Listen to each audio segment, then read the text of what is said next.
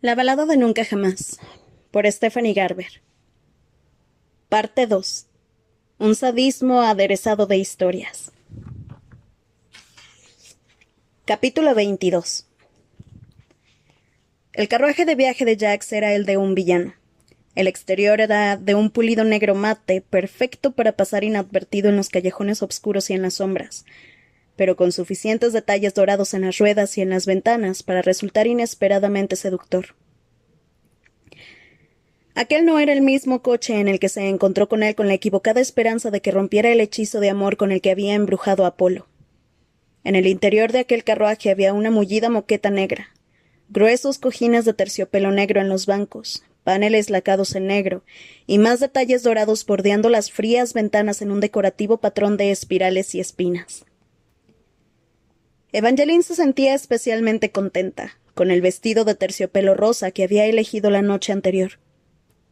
El castillo Slaughterwood estaba a un día entero de viaje, al este de Valorfell, y cuanto más se alejaban de allí, más frío hacía. El paisaje al otro lado de las ventanas era un blanco mundo fantástico de hielo y aves azules de invierno, con unas alas que parecían de un lila escarchado cuando volaban. Le habría preguntado a Jax por los pájaros, o por la parte del país en la que estaban, pero se había quedado dormido. Tenía la cabeza dorada apoyada contra la ventana y solo se movía cuando el carruaje pasaba sobre un bache en el camino. Intentando no mirarlo, porque no le sorprendería que él pudiera notarlo, a pesar de estar dormido, Evangeline volvió a examinar la hoja de pistas que había encontrado en la biblioteca de Caos. Frente a ella, Jack se movió. La joven levantó los ojos lentamente de la página a tiempo para ver el estremecimiento de sus hombros, como si estuviera teniendo una pesadilla. Se preguntó por un instante qué tipo de traumas acosarían a Jax. En una ocasión le había contado la historia de la chica que había hecho latir su corazón, la que había sobrevivido a su beso letal. Se suponía que era su verdadero amor, pero le apuñaló el corazón y decidió amar a otro. En ese momento Evangeline pensó que aquella era la mayor tragedia de Jax, pero ahora sospechaba que había heridas más profundas en su pasado. Una vez más, pensó en la imagen que había visto de los tres de Merrywood. Sabía que Jax le había dicho que estaban muertos y que los libros mentían, y aún así no podía descartar por completo la idea de que Jax hubiera formado parte de aquel trío.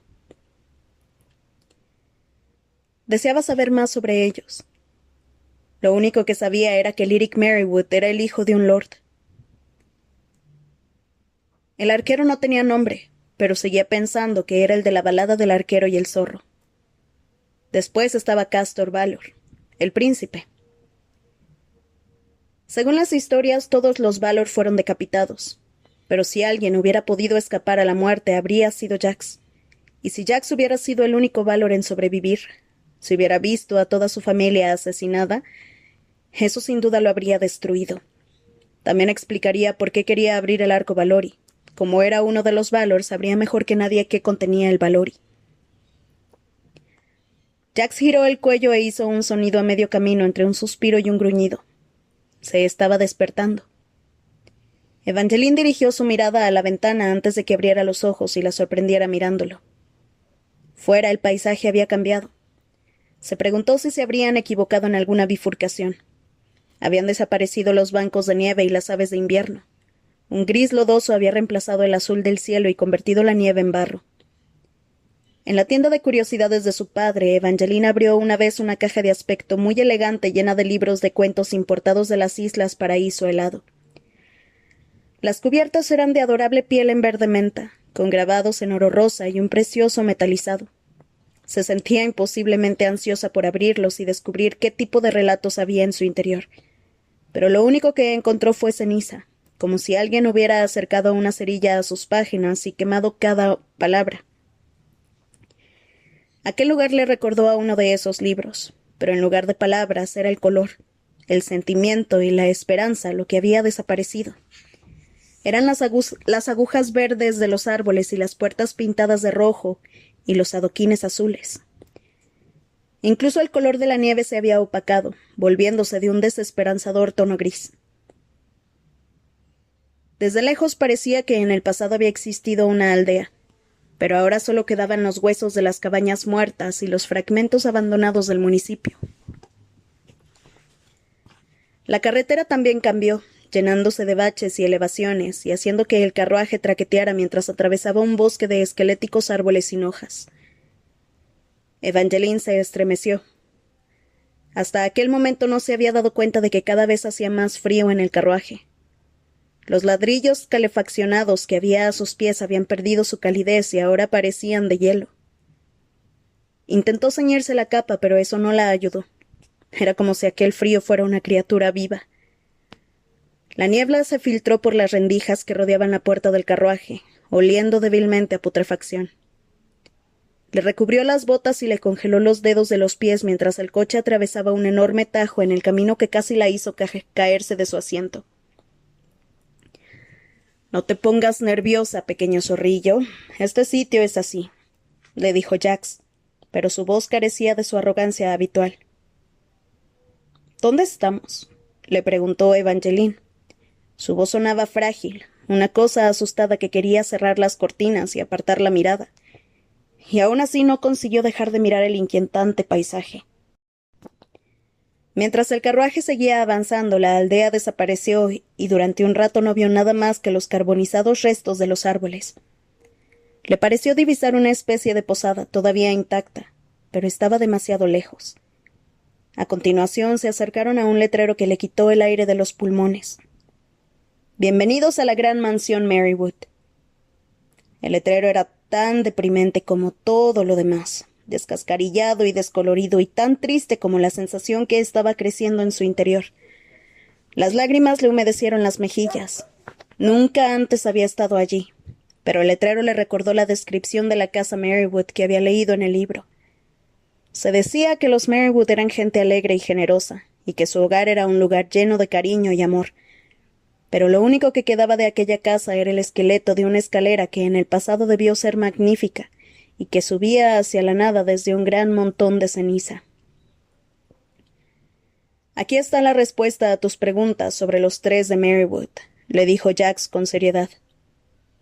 «¿Esto lo hicieron ellos?», le preguntó Evangeline. «No, aquí fue donde murieron». Jax apartó la vista de la ventana. No la miró a los ojos, pero ella pudo advertir que la luz de sus ojos había desaparecido. Su mirada era ahora tan gris como el mundo al otro lado de la ventanilla. Evangeline no sabía si Jax estaba sintiendo de verdad algo parecido a una emoción humana, o si solo era el poder de aquel terrible lugar. Después recordó las palabras de Tiberio sobre las piedras del arco.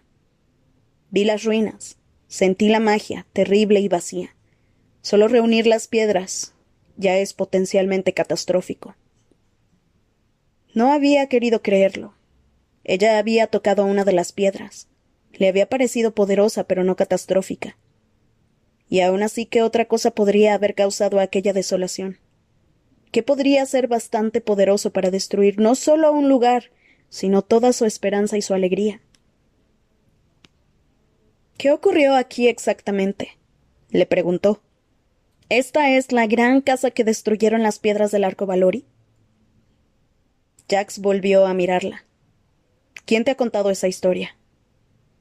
«Debí leerla en un libro». «Mientes». Apretó los labios en una línea fina. «Eso es retórico del protectorado. Las piedras no hicieron esto. Son poderosas, pero esta no fue su destrucción». «¿Cómo lo sabes?» «Porque sé lo que ocurrió aquí». Evangeline se limpió las lágrimas de los ojos e hizo todo lo posible por entornarlos para mirar a Jax. Él le respondió con la tajada de una sonrisa. «Por mucho que disfrute la escenografía, si no me crees, lo único que tienes que hacer es preguntarme qué ocurrió». De repente se sintió aún más escéptica. Jax nunca era generoso con la información. Sin embargo, no iba a dejar pasar la oportunidad de interrogarlo. «Bueno, ¿qué ocurrió aquí?»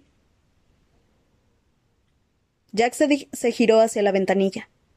Durante un minuto, Evangeline pensó que no iba a responder. Después dijo, en voz inesperadamente baja: «Lyric Marywood, hijo de Lord Marywood, tuvo la mala suerte de enamorarse de Aurora Valor». Evangeline sabía quién era Lyric Merrywood, y por supuesto también conocía a la famosa Aurora Valor, la joven más hermosa que había existido nunca. Lyric era el único hijo de Lord Merrywood, continuó Jax con la misma reticencia, y era demasiado bondadoso para darse cuenta del error que estaba cometiendo al amar a Aurora Valor. ¿Por qué era un error?, le preguntó Evangeline. Creí que Aurora era hermosa y dulce y amable y todo lo que una princesa debe ser. Las últimas palabras sonaron un poco amargas, y Evangeline se dio cuenta de que sentía un inexplicable desagrado hacia la princesa, aunque por lo que sabía, Aurora Valor no había hecho nada malo, excepto sonar perfecta en todos los relatos. «No te cae bien», adivinó Jax. «Es solo que parece demasiado buena para ser verdad». Desde luego, Lyric no pensaba eso, dijo Jax en un tono que no revelaba si estaba de acuerdo o en desacuerdo. Estaba tan desesperadamente enamorado de ella que pasó por alto el peligroso hecho de que estaba comprometida con Benjamin Slaughterwood. «Aurora era su prometida», exclamó Evangeline. Jax la miró de reojo. «Es lo que acabo de decir». «Lo sé, solo me he puesto un poco nerviosa porque vi una imagen de Vengeance en un libro y... pero no aparecía el nombre de su prometida». Jax pareció brevemente sorprendido por esto antes de continuar. Lyric creía que ese compromiso no importaba, ya que no era una unión por amor. Aurora y Vengeance se prometieron tras el nacimiento de Aurora. El padre de Vengeance, Vane, había sido el mejor amigo y aliado de Wulfric Valor, así que cuando Wulfric se convirtió en rey prometió que una de sus hijas se casaría con el hijo mayor de Vane. Aurora intentó romper el compromiso para casarse con Lyric, pero su padre se negó. Wulfric dijo que Aurora era una niña tonta que no sabía nada de amor. Jax torció la boca amargamente, y una vez más Evangeline no supo si estaba de acuerdo o no. Aurora sabía que nunca ganaría aquella discusión contra Wulfric, así que le prometió que el matrimonio con Vengeance seguiría adelante. Pero la mañana de la boda huyó. Fue entonces cuando Vengeance se enteró de su aventura con Lyric Merrywood, y solo vamos a decir que Vengeance hizo honor a su nombre. El coche traqueteó y Jack se detuvo. Dejaron atrás el gris y las ruinas, regresando a un mundo de fría nieve blanca. El sol había vuelto a salir, lanzando su alegre luz y añadiendo motas de color iridescente al hielo de los árboles. Jack se apartó de la ventana como si no pudiera soportar la vista del paisaje. O quizá fuera el letrero más adelante lo que no deseaba ver. Estás entrando en las tierras de la casa Slaughterwood. Bienvenido si eres un invitado. Cuidado si no lo eres.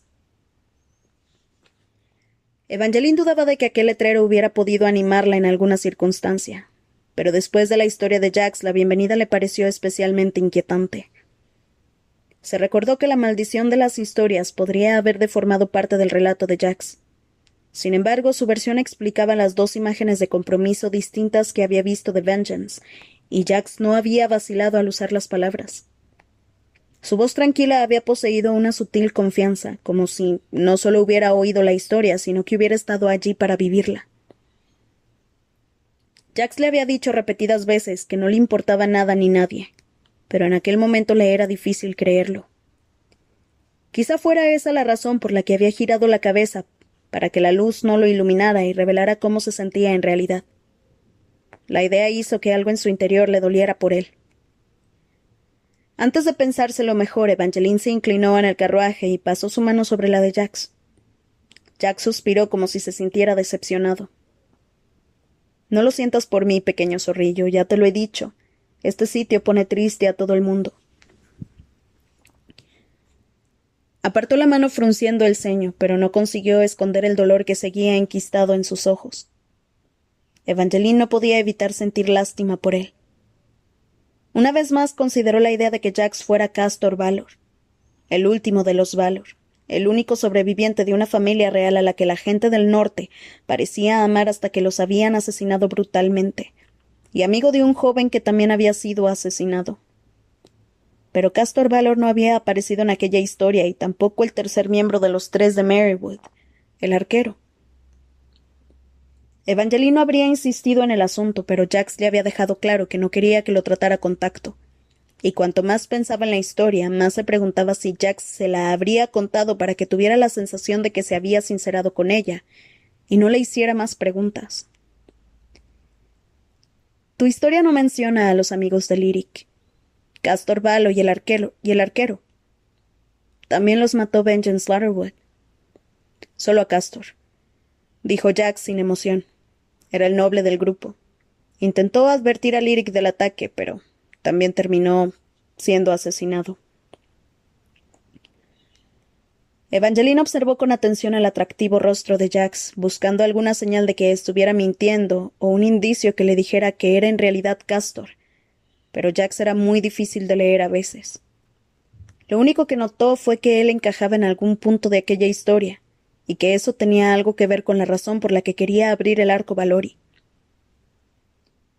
Si de verdad no eras un miembro de los tres Merrywood, ¿cómo sabes todo esto? Todos los que estaban vivos entonces conocen la historia. Aurora Valor era una princesa, Castor era un príncipe y Lyric y Vengeance eran hijos de lores. ¿Y el arquero? No era nadie, dijo Jax con frialdad. Excepto para el zorro, supongo, pero ya te he contado cómo terminó esa historia. Le dedicó una sonrisa que era todo dientes, como si la advirtiera. Por un segundo Evangeline se preguntó si estaría equivocada sobre que Jax era Castor. Quizá Jax era en realidad el arquero y quería abrir el arco Valori para salvar de algún modo al zorro. La idea debería haberle parecido romántica, pero en lugar de eso tocó una cuerda disonante en su interior. Ahora es mi turno de hacer preguntas, dijo Jax con brusquedad. Quiero saber dónde oíste esa ridícula historia sobre que las piedras del arco destruyeron una de las grandes casas. Evangeline dudó. Vamos, pequeño zorrillo, no puedes esperar que te cuente cosas si tú no me las cuentas a mí. Fui a ver a Tiberius, le confesó. ¿Hiciste qué? Gruñó Jax. Oh, no vas a enfadarte. Tú te habías marchado, me escribiste una nota que prácticamente eran 2 palabras y me dejaste sola en un castillo lleno de vampiros. ¿Y por eso te pareció buena idea tener una charla con la persona que intentó matarte 2 veces? No estaba teniendo suerte en la biblioteca. Pensé que él podría saber dónde están escondidas las piedras. La única respuesta de Jax fue una mirada que decía que quería darle la vuelta al carruaje, llevarla a una torre aislada y tirar la llave. Está encerrado en una cárcel, dijo ella. Era totalmente seguro. Quiere matarte. Ese es un poderoso motivo para intentar escapar. Pero no lo hizo, insistió Evangeline. ¿Qué otra cosa se suponía que iba a hacer? Tú mismo me dijiste que todos los libros mienten. Jack se pasó una mano furiosa por el cabello. ¿Te sugirió Tiberius que fuéramos a esta fiesta? No, se negó a ayudarme, aunque le dije que mi vida estaba conectada a la de su hermano. ¿Le dijiste eso? Jack hinchó las fosas nasales. Si Tiberius se lo cuenta a alguien del protectorado, buscarán y matarán a Apolo para matarte a ti. Por un segundo parecía que Jax también quería matar a alguien. Ay, cálmate, Jax. Cuando visité a Tiberius en la torre, parecía que el protectorado lo había abandonado. Aunque me equivoque, no creo que Tiberius vuelva a poner a su hermano en peligro. No me ayudó a abrir el arco, pero parecía dividido. No creo que quiera matar a su hermano. Esperas demasiado de la gente, gruñó Jax. Y deberías haberme contado esto de inmediato. ¿Para qué? ¿Para que puedas matarlo? Sí. No, Jax. No puedes ir por ahí asesinando a todo el que te da problemas. No puedes salvar a todo el mundo y salvarte a ti misma a la vez. ¿Cómo piensas conseguir esas piedras? Su voz se volvió dura y un poco cruel. ¿Crees que sus propietarios te las entregarán a cambio de una sonrisa bonita? Si las piedras están en una fiesta, alguien morirá. No, no voy a matar a nadie para conseguir las piedras, y tú tampoco. Entonces, ¿para qué hemos venido? Se burló Jax. El carruaje atravesó el poderoso puente levadizo que conducía al castillo Slaughterwood, y Evangeline aprovechó la excusa para apartar la mirada de Jax. Aquella era exactamente la razón por la que siempre se estaba recordando que no podía confiar en él. Era obvio que él iba a pensar que el único modo de conseguir lo que querían era asesinando a alguien. No dejaría que Jack se estropeara aquello. Sabía que estaba resentido con el pasado y no lo culpaba por ello. También suponía que Jax restaba importancia al compromiso de Lala porque era la novia abandonada y seguramente no llegaría a casarse. Pero Evangeline se negaba a creerlo. En un mundo donde había destinos y magia, y maldiciones y profecías, no podía sino creer que también había potencial para que todos encontraran un final feliz. Cuadró los hombros y se dirigió a Jax con una nueva determinación. Lala es mi amiga. Esta es su fiesta de compromiso y va a ser mágica. Nadie morirá en esta celebración. No vas a matar a nadie mientras estemos aquí. Jack se echó hacia atrás en su asiento y levantó una manzana, torciendo la boca en una mueca taciturna. Ay, ese es un plan terrible, pequeño zorrillo. Dio un gran mordisco y sus dientes afilados cortaron la fruta. Alguien morirá, y será uno de ellos o uno de nosotros.